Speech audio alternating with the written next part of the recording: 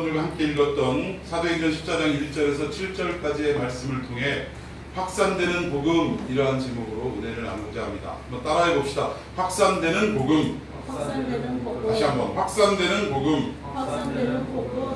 자, 오늘 이 제목처럼 사도행전 14장으로 넘어오면서 이방을 향했던 선교의 물꼬가 점점 터지기 시작하고 또 복음이 불붙듯이 확산되는 것을 우리가 볼 수가 있습니다.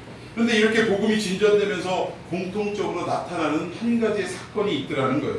그것은 뭐냐면 복음이 확산되면 확산될수록 그 이면에 역경과 고난과 핍박이 동반되더라는 사실입니다.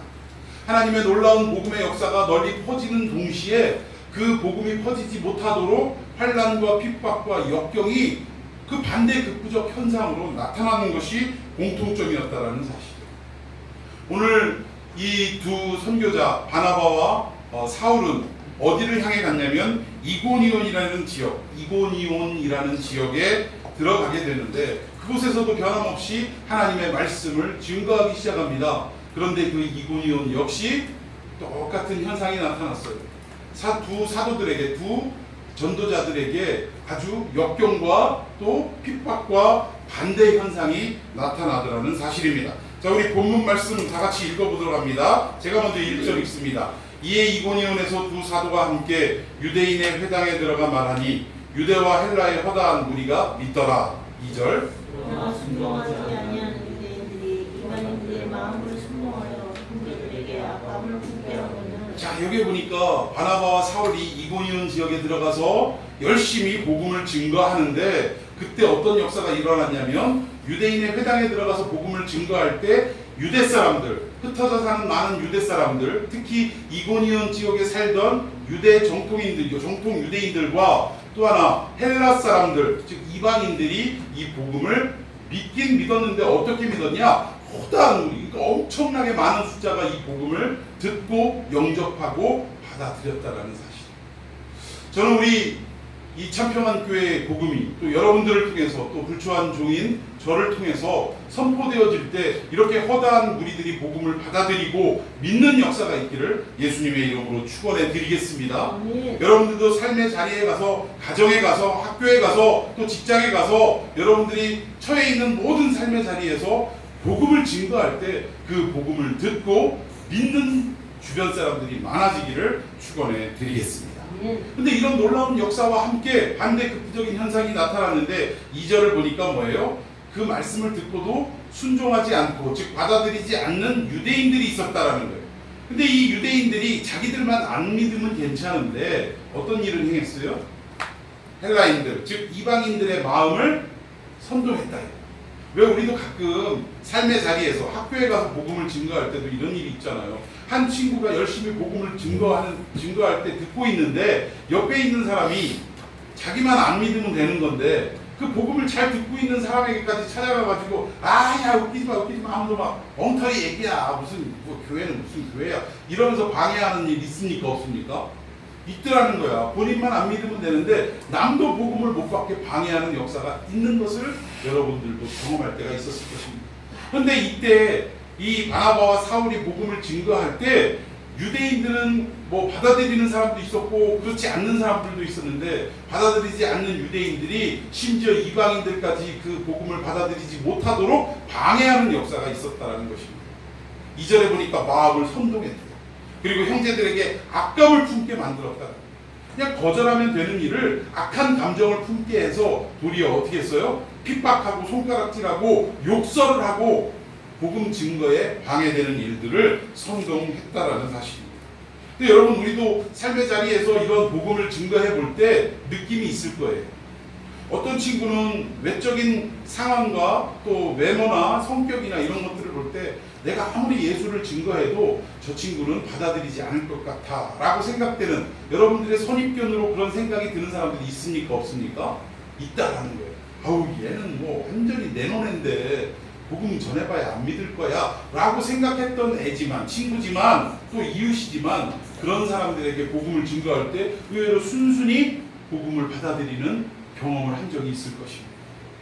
그러니까 우리의 예측과 우리의 기대와 어떤 우리의 생각과는 전혀 반대되는 현상이 나타나는 것을 우리는 체험하더라는 거예요. 근데 반대로 평소에 나하고 친했고 성격도 원만하고 또 사람도 그렇게 좋을 수가 없어요. 그래서 복음을 증거하면 금방 받아들이고 영접할 것 같은데 웬걸 막상 전해보니까 이 사람만큼 마치 벽을 두드리는 것 같이 꽉 막혀있는 경험을 한 그런 분들도 있을 것입니다. 왜 그렇습니까? 이 일이 왜 이렇게 나타날까요? 왜 누구는 안 받아들일 것 같은데도 쉽게 받아들이고 누구는 받아들이기 쉬울 것 같은데 안 받아들이는 현상이 왜 나타나느냐 이 말입니다. 이것을 성경에서는 뭐라고 얘기하냐면 이것이 어떤 복음을 받아들이는 명암, 즉 밝은 부분과 어두운 부분이라고 얘기하는데 왜 어떤 심령은 밝고 어떤 심령은 어두울까? 성경은 이렇게 말씀하고 있습니다. 우리 다 함께 베드로전서 2장 6절에서 8절까지 한번 교독해 봅니다. 제가 먼저 읽습니다. 6절 베드로전서 2장 6절입니다. 성경에 기록하였으되 보라 내가 택한 보배로운 모퉁이 돌을 시온에 두노니 그를 믿는 자는 부끄러움을 당하지 아니하리라 하였으니 7절 믿는 너희에게는 보배이나 믿지 아니하는 자에게는 건축자들이 버린 그 돌이 모퉁이의 머릿돌이 되고 8절 또 미치는 돌과 걸로 넘어지는 배가 되었다 하였느니라. 그들이 말씀을 순종하지 아니하므로 넘어지나니 이는 이렇게 정하신 것이라. 자 여기 돌이 있는데 어떤 이에게는 예삿돌로 보이지가 않는다라는 거예요. 여러분 혹시 여러분 가정에 여러분의 아버님이나 또는 여러분 그 가정 구성원 가운데 혹시 그 뭐라 그러죠? 그 돌 무슨 돌이라고 하죠? 그 귀하게 막 그 뭐라 그러지? 이거 갑자기 생각이 수석? 수석이라고 하나요? 뭐 수석 모집하고 이런 분이 있어요? 취미로 막 그런 거 갖다 놓고 막 아니면 뭐 내가 볼 때는 뭐 그냥 썩은 나무뿌리 같은데 막 그 나무뿌리 같은 거 갖다 놓고 막 그렇게 해가지고 막 다듬어가지고 뭐 색칠하고 막 이래서 갖다 놓으신 거. 우리가 볼 때는 그 돌인 것 같아요. 그렇잖아요. 우리가 내과, 시내과나 강가에 가가지고 돌이 쫙 깔려 있는데 대부분의 사람들은 뭐 그 돌이지 뭐 찍혀봐야 짱돌이지 라고 생각을 하는데 그것을 볼 줄 아는 사람 그리고 그 돌의 가치를 아는 사람은 어때요? 이 돌을 딱 들어서 여기저기를 핥다가 이야 이건 완전 예술이네 이러면서 가져가는 경우 있습니까 없습니까? 있다라는 거예요. 그리고 실제로 그 돌이 판매될 때 보면 매매가 될 때 보면 뭐 몇만 원에서 몇십만 원에서 몇백만 원까지 호가하는 뭐 그 이상도 호가하는 이런 일들을 우리가 보게 됩니다. 왜 그래요? 돌의 가치를 모를 때는 그냥 밟고 지나가는 그런 돌 될 수밖에 없지만 그 돌의 진가를 아는 사람은 그것이 예술품으로 승화가 되더라는 사실입니다. 마찬가지로 여기 우리의 예수 그리스도를 무엇으로 표현하고 있냐면 모퉁이돌, 보배로운 모퉁이돌이라고 이렇게 표현하고 있는데 많은 사람들이 그 돌을 보고 어떻게 여기는 거예요? 그냥 버리운 돌처럼 아니면 길을 가는데 오히려 내 걸음을 방해하는 거친 돌로 여기고 대수롭지 않게 생각하고 지나가는 경우가 너무나 많이 있더라는 거예요. 그런데 일부 몇몇 사람들은 그 보배로운 모퉁이돌의 가치를 깨닫고 그 돌을 건축자들의 어떻게 해요? 머릿돌이 될 수 있도록 그렇게 한다라는 것입니다. 그런데 이 모든 일들이 8절 마지막 보니까 그들이 말씀을 순종하지 아니함으로 넘어지나니 이는 그들을 이렇게 정하신 것이라. 즉 무슨 말이냐? 예수 그리스도의 복음이 하나님 말씀이 선포되어지고 전도가 되어질 때 전달되어질 때 어떤 사람은 잘 받아들인다라는 거예요. 근데 이 잘 받아들일 수 있는 것도 하나님께서 그를 만세전에 당신의 백성으로 택하셨기 때문에 그렇다라는 사실입니다. 믿습니까? 그 반대로 아무리 말씀을 전해도 받아들이지 않는 그런 사람 역시 어때요? 이는 그들을 이렇게 정하신 것이다. 복음을 듣고도 감화 감동을 느끼지 못하고 복음을 듣고도 이것이 귀중한 도림을 귀중한 보배로운 도림을 깨닫지 못하게 하나님께서 그렇게 정하셨다는 거예요. 여러분 이것이 우리 장로교 개혁주의의 원리입니다. 하나님은 많은 인간들 가운데 이미 당신의 구원의 백성으로 선택한 사람들이 있고 또는 그 반대로 유기한 즉 버려진 사람도 있다라고 우리는 그렇게 말씀을 전하고 있습니다. 그래서 성경에도 역시에 보면 이 8절에도 보면 결국 말씀을 듣고도 순종하지 아니하고 넘어지고 이러는 사람들은 결국은 하나님께서 그렇게 그 사람을 정하셨다라고 분명히 말씀하고 있다라는 것입니다. 여러분 하나님이 택하셨음을 믿으십니까?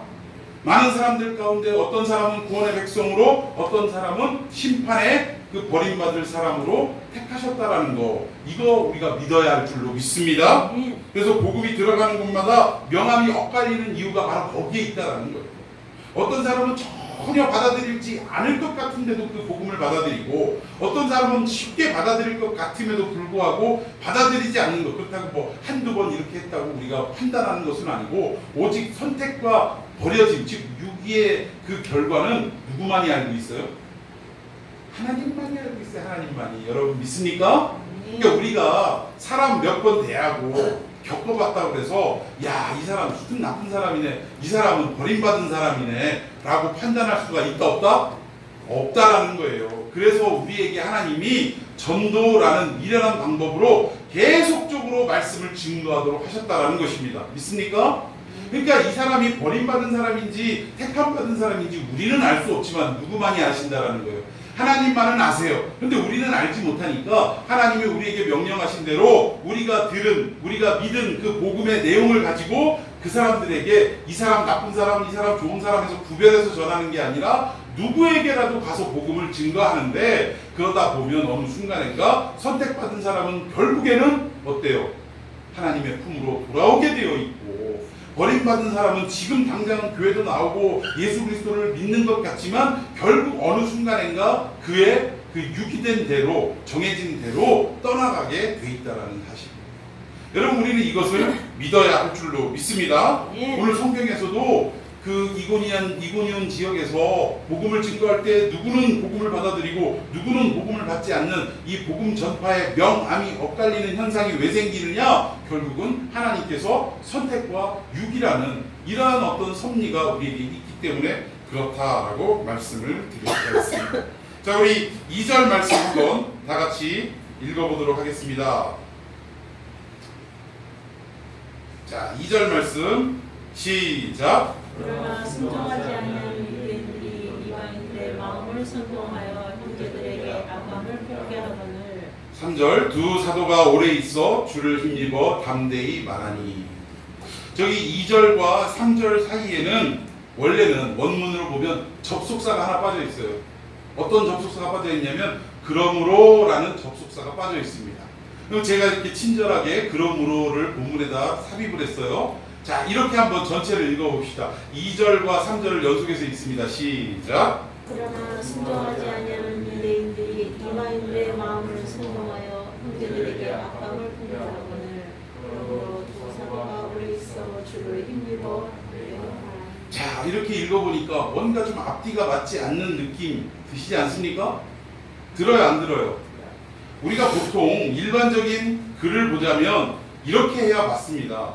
순종하지 아니하는 유대인들이 이방인들의 마음을 선동하여 형제들에게 악감을 품게 하거늘. 그러므로 두 사도가 그 자리에서 빨리 떠나니라. 이게 맞는 거예요. 그렇지 않습니까?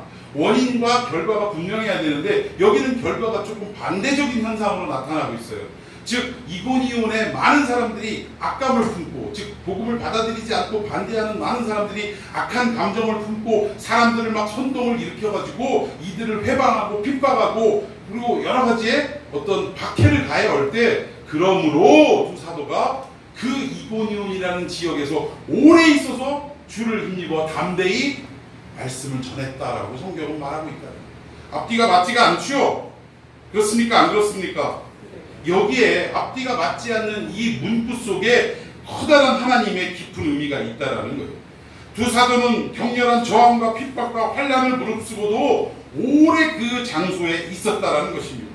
그럼 이 친구들이, 이 두 복음 전도자들이 어떻게 그 반대를 무릅쓰고도 그 자리에 오래 있을 수 있었는가?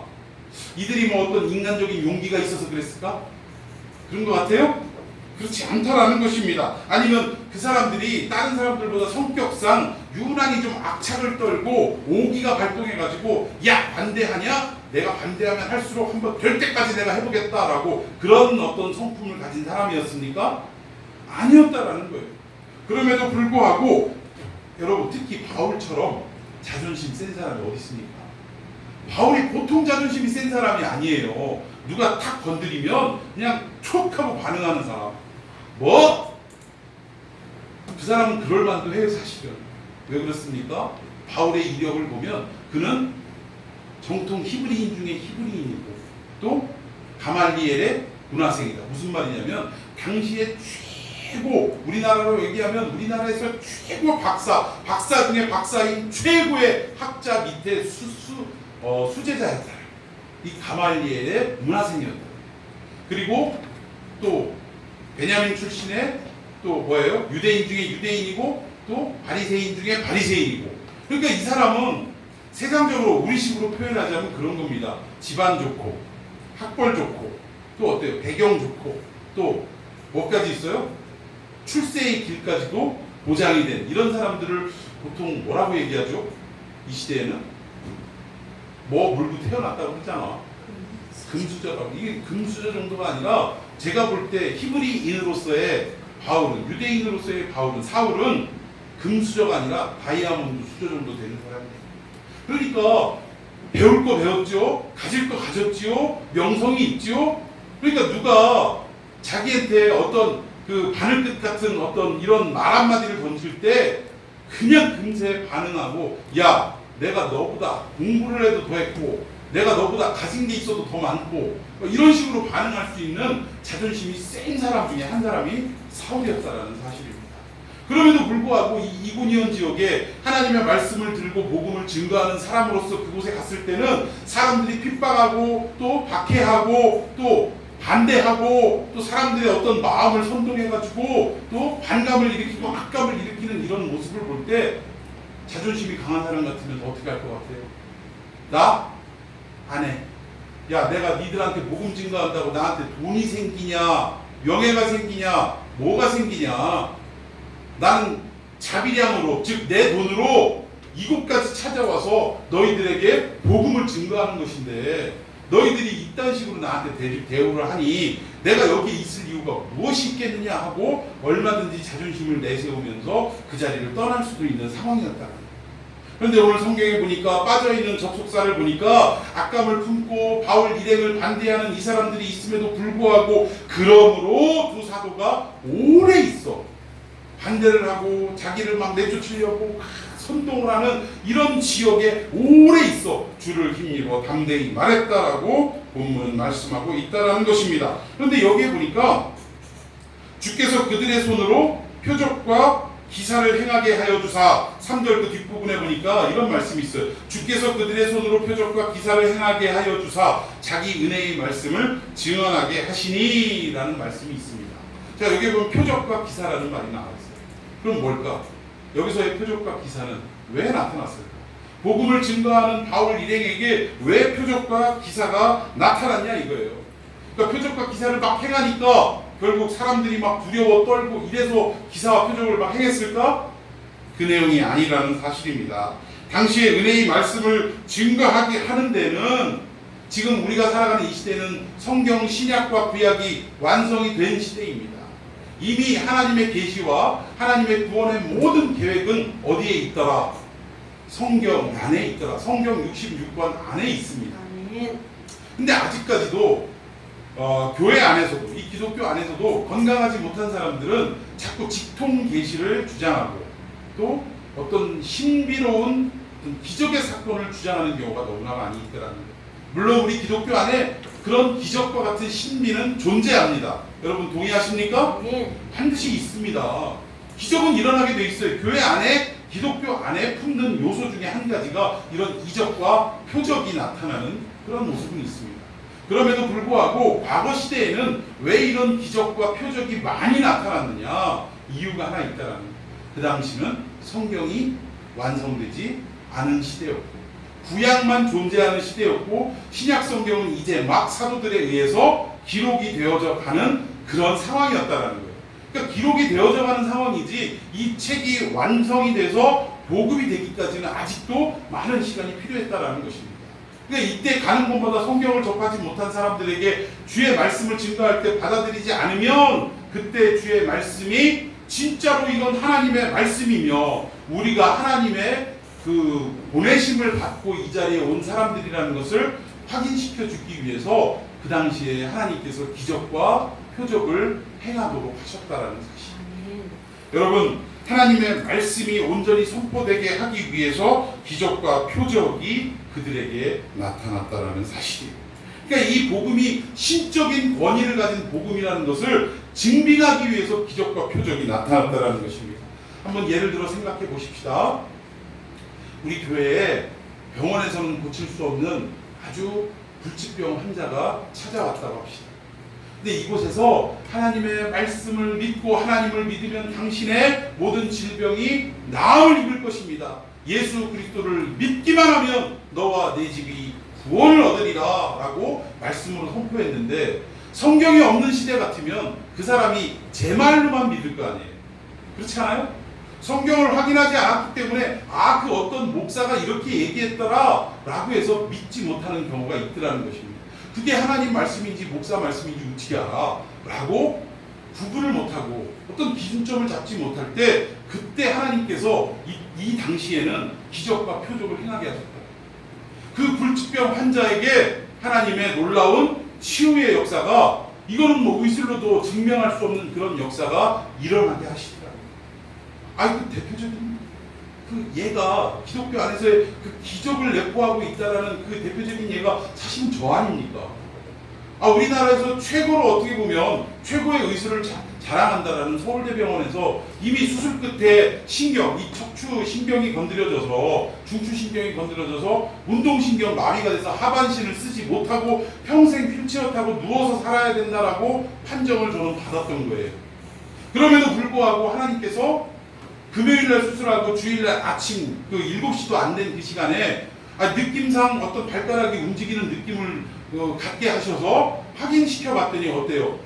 이미 죽었던 신경이 다시금 되살아나서 결국 지금 제가 이렇게 활동도 할 수 있고 이렇게 서서 여러분들에게 복음을 증거할 수 있게 하셨더라는 사실. 그 역사를 통해서 병실 안에 제가 좀 경제적으로 부담스러워서 8인실에 있었어요. 8인실. 그 8인실 안에 있는 환자들과 그리고 그 환자들을 돌보는 보호자들이 이 기적을 의사들이 와서 깜짝깜짝 놀랐다니까. 그리고 한동안 제가 마라타가 됐어요. 어떻게 이런 일이 있을까? 의사들이 자기 팀을 꾸려갖고 계속 돌아가면서 와가지고 막 저보고 이래 움직이라 저래 해봐라 막 이렇게 해가지고 이런 질병이었고 이런 수술을 거쳐서 신경이 이렇게 됐는데 이렇게 3일 지나서 신경이 회복이 됐습니다 라고 그 의학적으로 막 보고를 제 앞에서 하고, 또 그 좀 거기서 리더급인 그 교수 의사가 그 얘기를 듣고 하면서 뭐 이래 해봐요 저래 해봐요 하면서 아주 그냥 자기 어떤 의학적 지식을 넓히는데 저를 사용하더라고요. 그리고 그런 일들이 있을 때 병실 안에 있던 환자와 보호자들이 어떻게 됐어요? 다들 깜짝 놀랐다라고요. 그 안에는 믿는 사람도 있었고 믿지 않는 사람도 있었지만 그곳에서 하나님이 정말 계시군요 라는 그런 고백들이 그 사람들의 입에서 튀어나왔다. 여러분, 복음이 지금도 성경이 완성된 이 시대에도 복음을 듣지 않는 사람들을 위하여 이렇게 기적의 역사가 나타나는데, 그때 당시 성경이 완성되지 않는 시대에는 어때요? 우리말에 백문이 불여 일견이다 이런 이야기가 있잖아. 인간은 그만큼 타락한 존재이기 때문에 하나님께서 누군가를 보내서 말씀을 증거할 때 그 말씀을 딱 듣고 하나님 말씀이구나 하고 알아듣고 믿으면 좋은데, 우리의 타락한 죄악된 이 속성들은 믿지를 못해요. 자꾸 의심을 한다는 거예요. 의심하는 우리들에게 어때요? 가장 시각적인 측면이 우리는 믿을 수 있는 그런 감각이잖아요. 그래서 기적과 표적을 보여주셨다라는 사실입니다. 무엇을 위해서? 온전히 주의 말씀을 증거케 하기 위해서. 이 말씀이 신적인 권위의 말씀이라는 것을 나타내기 위해서 이런 기적과 표적을 행함으로 그들이 그곳에서 떠나지 않고 계속적으로 복음을 증거할 수 있었다라는 사실이에요.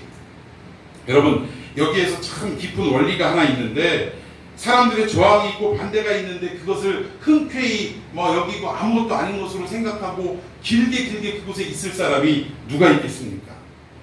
여건과 고난이 계속 몰아치면 우리 인간은 지치게 되고 포기할 수밖에 없게 되더라는 거예요. 이게 우리 인간의 아주 어떻게 보면 기본적인 습성입니다. 이게 본능이에요. 그런데 고린도전서 4장을 보면 이런 말씀이 있습니다. 사람이 마땅히 그리스도의 일꾼이요 하나님의 비밀을 맡은 자로 여길지어다. 그리고 맡은 자들에게 구할 것은 충성이라. 이렇게 말씀하셨어요. 맡은 자들에게 구할 것은 뭐다? 충성이라. 근데 무엇을 맡은 자가? 앞에 보니까 우리가 그리스도의 일꾼이고 하나님의 비밀을 맡은 자라는 거예요.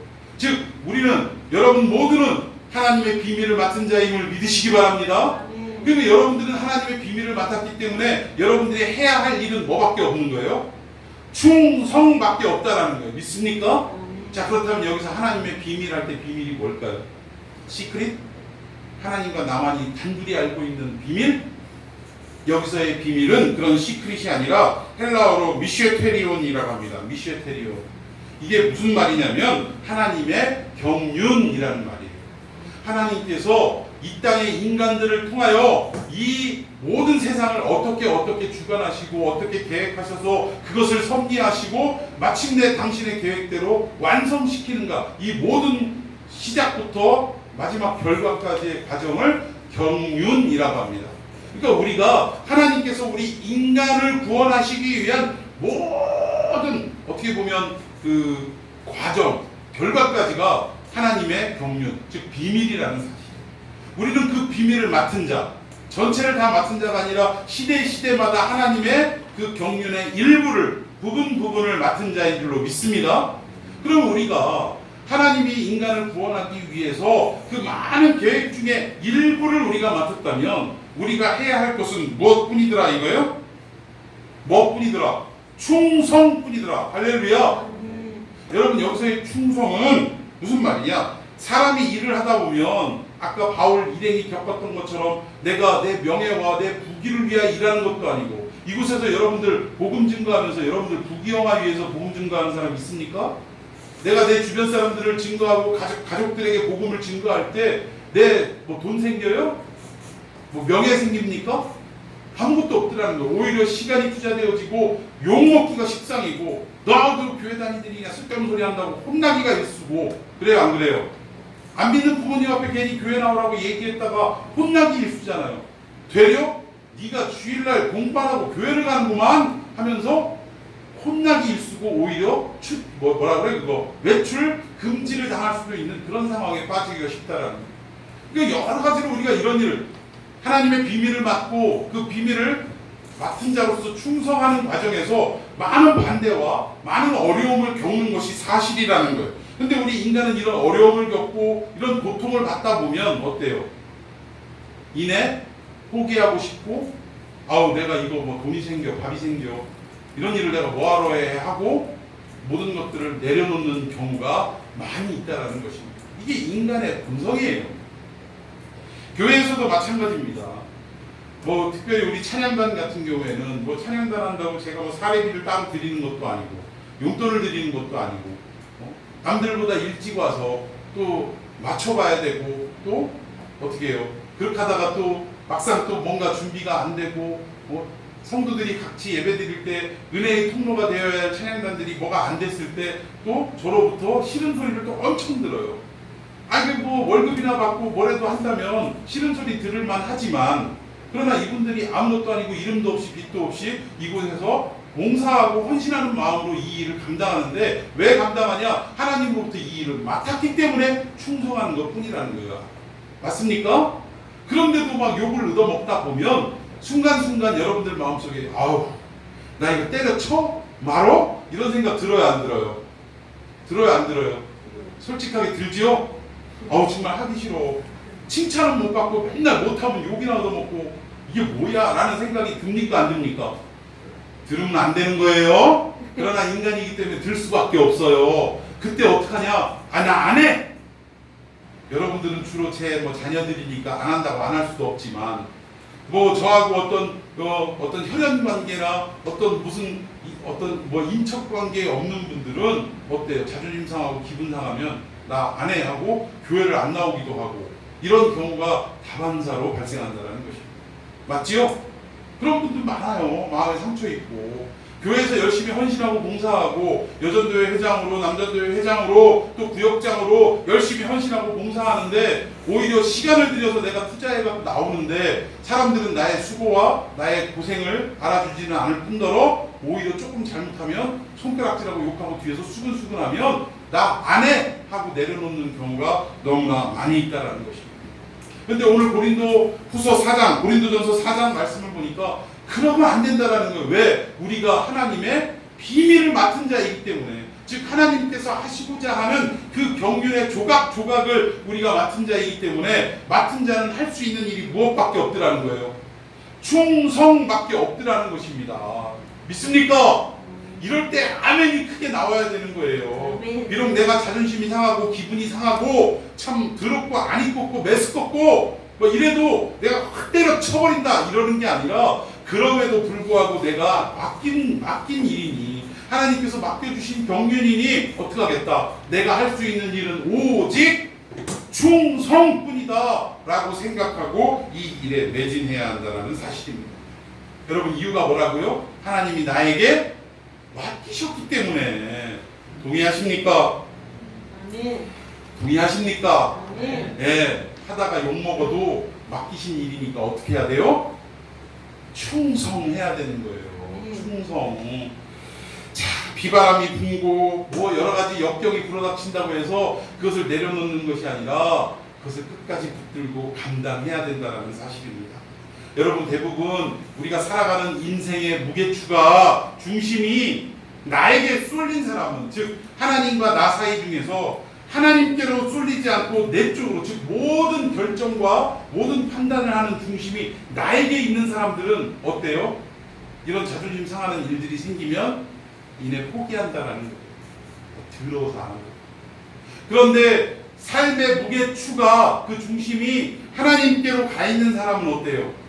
나는 무슨 꼴을 당해도 상관없습니다. 그냥 그렇다고 어디 가서 욕만 바가지로 묻어먹고 다니라 그 얘기가 아니에요.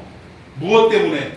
복음을 증거하고 예수 그리스도를 믿게 하는 일에 있어서만큼은 내가 당하는 모든 고통과 억울함은 아무것도 아닙니다 라고 생각하며 살아간다는 사실입니다.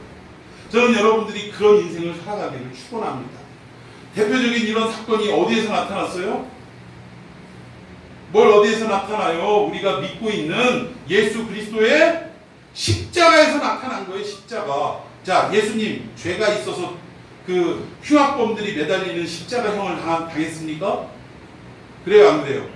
아니라는 거예요. 아무런 죄도 아무런 흠도 없는 예수님이 억울함을 당하신 거예요. 온갖 죄를 뒤집어 쓰신 거예요. 사실은 그 죄의 목이 전부 누구의 죄입니까?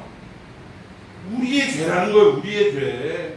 우리의 죄인데도 불구하고 그 모든 죄를, 덤태기를 누구에게 씌운 거예요? 예수님께 덤태기를 다 씌워가지고 세상에서 그 당시에 가장 악랄하고 독하고 흉악범들이 사형당하는 틀인 십자가 형틀에 못 박아 창을 맞고 돌아가시게 됐다는 것입니다. 여러분, 예수님이 그 십자가상에서 안 억울하셨겠어요? 야, 내가 너희들을 위하여 신인 하나님인 내가 너희들과 똑같은 육신을 입고 이 땅에 왔는데, 야, 그것만 해도 니들은 감지덕지 황송무지로 쏘이다인데 어떻게 나한테 이럴 수가 있냐 라고 예수님이 자기의 억울함과 자기의 자존심을 내세우셨다면 오늘 우리에게 구원이 임했겠습니까? 그렇지 않았다는 예수님은 그 모든 억울함과 자존심 상하는 일들, 자기의 목숨을 버려가면서까지도 어떻게 했어요? 아무런 말 없이 하나님이 그에게 잔을 주신 그대로 순종하셨다라는 사실입니다. 여러분, 우리에게 맡겨진 일이 하나님이 주신 일이라면 때로는 자존심도, 때로는 기분도 상하고, 때로는 어때요? 억울함도 있을 수 있습니다. 내가 뭐가 돈이 생겨, 명예가 생겨, 권세가 생겨 아무것도 아닌데 내가 이 일을 왜 해야 되느냐라는 생각이 들 수도 있어요. 그러나 그 모든 것들이, 이 일을 행하는 모든 것들이 하나님께서 여러분들에게 맡겨주신 비밀, 즉 뭐예요? 하나님의 경륜. 하나님이 하시고자 하는 모든 일들의 부분을 여러분들이 맡았다는 사실. 여러분 심지어 이 주일 11시에 이곳에 와서 예배를 드리는 예배자로서의 모습도 여러분들은 하나님의 비밀을 맡은 자로서 하나님이 여러분들에게 허락하신 것인 줄로 믿으시길 바랍니다. 아멘. 여러분 만약 여러분 생각해 보세요.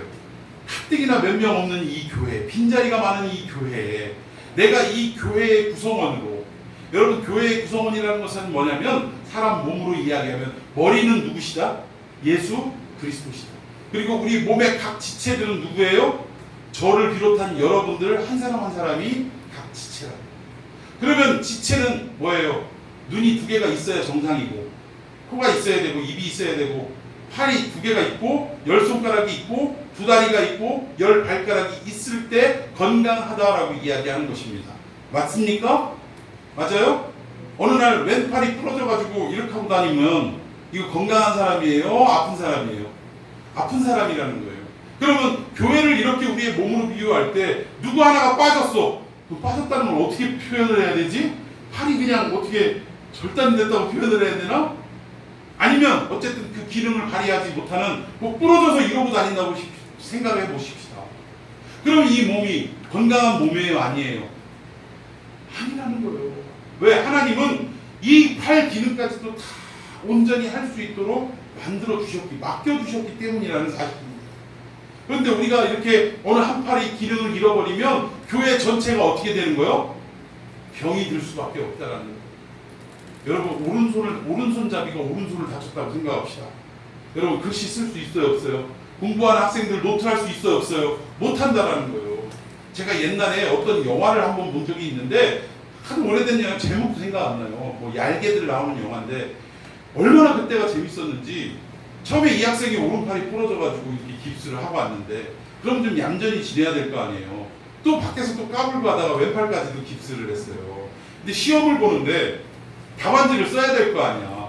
그런데 쓸 수가 없는 거예요. 입에 물고 이렇게 하는 것도 뭐 하루 이틀 노력한다고 되는 일이 아닙니다. 선생님이 옆에서 이제 문제를 읽고 이렇게 보다가 아무것도 못하고 그냥 선생님만 쳐다보고 있으니까 이거 뭐 어떡할 거야. 그렇다고 야 너 몇 번이냐 뭐 이러는 게 아니라 나중에는 어떡하다 이렇게 그냥 말썽을 부리고 다쳐가지고 그러냐고 막 혼내키다가 답답하니까 어떻게 해요? 아유 이리 줘봐. 아유 볼펜을 빼서 답을 막 달아주시더라고요. 얼마나 웃겼는지 몰라요 그 모습이. 근데 아무튼 우리가 건강한 지체를 이루기 위해서는 하나님이 맡겨주신 모든 일들을 우리 각 사람이 다 감당을 해야 돼요. 믿습니까? 그럴 때 이 교회가 건강한 교회가 되는 거예요. 때로는 다칠 수 있어요, 없어요? 다칠 수도 있습니다. 그럼 그때는 어떻게 해야 돼요? 왼팔을 다쳤다고 사람들이 이렇게 얘기합니까? 어이구 저 왼팔 저거 있으나 마나한 것 저거 아이고 야 갖다 떼어버려 그렇게 얘기합니까? 안 그래요. 왼팔을 다치면 왼팔이 하지 못하는 모든 일들을 누가 대신해줘요? 오른팔이 대신해주거나 또는 다른 지체들이 대신해준다는 거예요. 얼마 전에 신문을 잠깐 읽다가 구족 화가라고 하나요? 구족 화가. 그러니까 입으로 그리거나 발가락에 껴서 그리는 화가. 왜 그럴까? 두 팔이 없으니까 입으로 붓을 들어가지고 그렇게 해서 그리거나 아니면 엄지발가락하고 그 가운데 발가락 사이에다가 붓을 끼고 이렇게 그리는 그런 사람들을 구족화가라고 합니다. 그런데 참 그것을 보고 제가 깜짝 놀라고 깨달은 것이 뭐냐면 그렇구나. 우리에게 있어서 두 팔은 너무나도 중요하지만 두 팔이 없다고 다른 지체가 이 팔에 대해서 막 욕하고 비난하는 것이 아니라 뭐예요?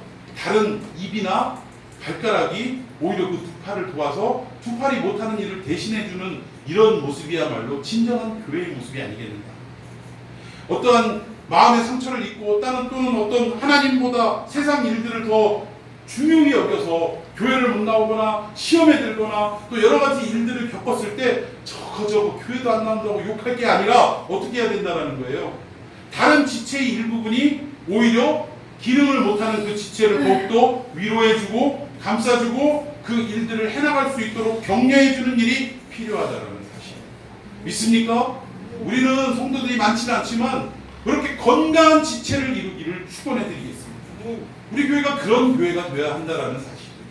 여러분 오늘 이 극렬한 반대 속에서도 결국 이들이 끝까지 오래 머무르면서 복음을 증거했던 것은 하나님이 맡기신 비밀이기 때문이고 그 비밀을 맡은 자로서 그들은 어떻게 해야 되더라? 아무리 수모를 당하고 얼굴에 떡칠을 당하는 일이 있더라도 결국 뭐예요? 포기하고 내던지는 것이 아니라 끝까지 충성하는 그러한 자세가, 그러한 모습이 우리에게 있어야 한다는 것을 바울 일행을 통해 말씀하고 있다라는 사실입니다. 자, 여러분들 역경과 폭풍 한가운데서도 하나님이 여러분들에게 하라 하신, 명하신 일들, 또 인생 가운데 가라고 명하신 그 길을 여러분들 아무런 잡소리 하지 말고 불평불만 하지 말고 그저 묵묵히 충성하며 순종하며 그 길을 걸어가는 역사가 있기를 예수님의 이름으로 축원해 드리겠습니다. 자, 우리 5절 말씀 함께 있습니다. 시작.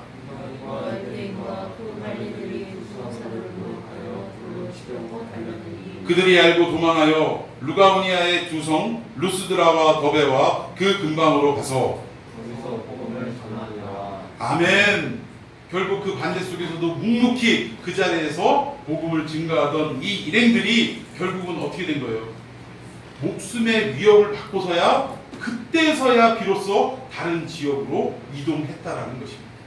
그 다른 지역에서 이동했을 때 어떻게 됐더라? 7절 마지막에 거기서 복음을 어떻게 하더라? 전하니라. 한번 이런 일들을 당하게 되면 복음 전하고 싶을까요? 안 전하고 싶을까요? 대표적인 예로 우리가 운전, 여러분들 지금 수능만 끝나면 내가 운전면허를 따리라라고 지금 기대하고 고대하는 그런 사람들이 많이 있을 거예요. 그런데 여러분, 운전면허를 따서 운전을 하다가 사고를 한번 크게 경험한 사람은 다시 운전대를 잡기가 두려워져요. 왜? 그게 트라우마로 남기 때문에. 뭐 일부 좀 심지가 굳고 이런 사람들이야 사고 당하고도 사고 나고도 뭐 바로 그 다음날 운전하시는 분들도 있더라고요. 그런데 대부분 마음이 약하고 이런 분들은요, 한번 놀래면, 왜 자라보고 놀란 가슴 소뚜껑 보고도 놀랜다고, 자라가 아닌데도 깜짝깜짝 놀랜다고, 그런 경우가 있듯이 복음을 증거하다가 이런 박해와 목숨을 위협당하는 이런 일들을 경험하면 또 복음 전하러 갈 수 있겠어요, 없겠어요? 어려워요. 그럼에도 불구하고 이들은 끝까지 자기들에게 맡겨진 하나님의 비밀, 그 비밀을 맡은 자는 구할 것이 뭐더라? 하나님, 제가 이 일을 끝까지 감당할 수 있게 해주십시오라는 충성을 구하는 일을 뿐이더라는 거예요. 그래서 결국 쫓겨나서도 하나님이 그 일을 나에게 맡기셨기 때문에 멈출 수가 없다 하고 그 지역에서 또다시 복음을 증거하기 시작했더라는 사실입니다. 여러분, 이런 일들이 왜 중요하냐면 구약시대에도 이런 일들이 있었어요. 아브라함이라는 사람 기억하십니까? 이 아브라함이 가는 곳마다 우물을 팠어요, 우물을. 그런데 우물을 파서 먹을만하게 만들어 놓으면 블레셋 지역 사람들이 찾아와가지고 우물을 메꿔버리는 거예요. 또 다른 데 가가지고 우물을 파면 또 우물을 메꿔버리는 거예요. 그러면 한두 번 메꾸다 보면 어떻게 해요? 우물 팔 생각 나요, 안 나요? 파야 또 메꿀 건데 뭐. 그런데도 불구하고 아브라함은 우물을 계속해서 파했다. 또 메꿈을 당하는 일이 있을지라도 우물을 계속 팠다라는 거예요. 그런데 결국 시간이 지나서, 세월이 지나서 아브라함이 팠던 이 우물을 누가 다시 파게 돼요? 아들 이삭이 다시 파게 되고, 할렐루야. 그리고 그의 손자 야곱도 이 우물을 또 파서 먹을 수 있게 되더라는 사실입니다. 결국 뭐예요? 오늘 우리가 하나님께 맡은 바 사명에 대해서 끝까지 감당하고 멈춤 없이 충성을 구하며 이 일을 감당하면, 지금 당장은 방해를 받고 핍박을 받고 어려움을 당하는 한이 있을지라도 끝까지 감당하다 보면 결국 이 우리가 했던 모든 사역으로 인해서 누군가가, 우리의 형제 자매 또는 우리의 가족 누군가가 결국 그 열매를 먹게 되는 날이 있다라는 사실. 여러분 이거 정말 중요합니다. 오늘 이 시대가, 우리나라가 잘 먹고 잘 살게 된 데에는 여러 가지 요인이 있지만 가장 핵심적인 데는 한 가지라고 저는 생각합니다. 우리의 할머니, 할아버지 세대가 복음을 영접하고 그 밤을 새도록 하나님 앞에 이 나라를 축복해주고 우리 가정을 축복해달라고, 우리 교회를 축복해달라고 그렇게 기도원에 올라가가지고 그 산속에 올라가서 밤이 맞도록 기도하고 이랬던 결과라고 저는 생각을 해요. 그러니까 그때 죽어라고 땅 파고 씨 뿌리고 그 고생하면서 일궜던 모든 일들의 열매를 지금 누가 먹고 있냐? 우리가 먹고 있더라는 거예요. 그런데 지금의 기성세대가 부모들의 기도에 의해서 부모의 신앙에 의해서 지금 그 열매를 먹는데 중요한 게 뭐냐면 그 다음 세대에 다시금 먹고 살 수 있는 땅을 파고 씨를 뿌리고 가꾸고 다듬고 고생고생 기도하며 준비하는 일이 있더라 없더라? 없다는 게 지금의 문제라는 거예요. 저는 우리 한국교회가 걱정하고 염려해야 될 일이 뭐냐? 우리의 다음 세대가 진정한 그리스도의 복음을 지키는 다음 세대로 남을 것이냐, 이것을 놓고 고민하고 기도하는 역사가 있어야 합니다. 이대로 지나가면 다음 세대가 아닌 하나님을 알지 못하는 다른 세대가 이 땅을 가득 메울 수밖에 없기 때문이라는 사실입니다. 여러분, 오늘 여러분들 비록 나이가 어리고 아직 젊지만 여러분들이 하나님이 맡기신 그 사명을 끝까지 비밀을 맡은 자로서 감당하고 내 자존심과 내 기분 따위는 그냥 아무것도 아니다. 왜? 십자가를 생각할 때 주님이 그 십자가에 자존심을 세웠다면 우리에게 구원이 왔겠는가 하는 것을 본받아서 여러분들 그 모든 자존심 십자가 앞에 내려놓고 끝까지 그 일에 충성하는 역사를 감당하면 여러분의 세대 또는 여러분의 그 다음 세대가 여러분들이 일궈놨던 모든 그 충성의 열매를 먹게 될 줄로 믿습니다. 믿습니다.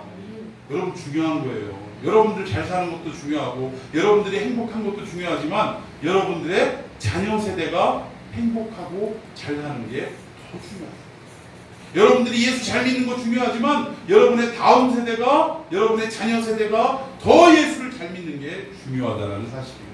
믿습니까? 네, 이런 놀라운 은혜의 역사가, 복음이 확산되는 역사가 여러분들을 통해서 이루어지기를 예수님의 이름으로 축원해 드리겠습니다. 우리 함께 기도하십시오.